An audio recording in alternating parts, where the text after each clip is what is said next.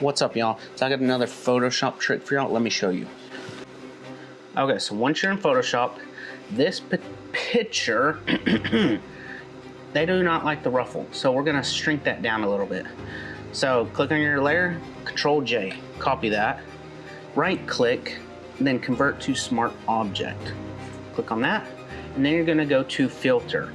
Click Filter, Liquify, bam, it's gonna open up a whole nother little layer. Got your own set of tools for this. You're gonna click on the Little FingerSmudge Tool, and it's gonna manipulate the pixels in there. So you can start shrinking that down. Now, you can work on it as long as you want to get it exactly how you want, but for this tutorial, I'm just kind of showing you a little rough idea of what you can do with this.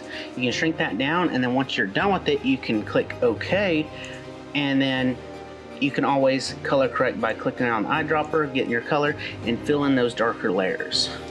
So hopefully this little tip helps, and I will be posting more. Thank you.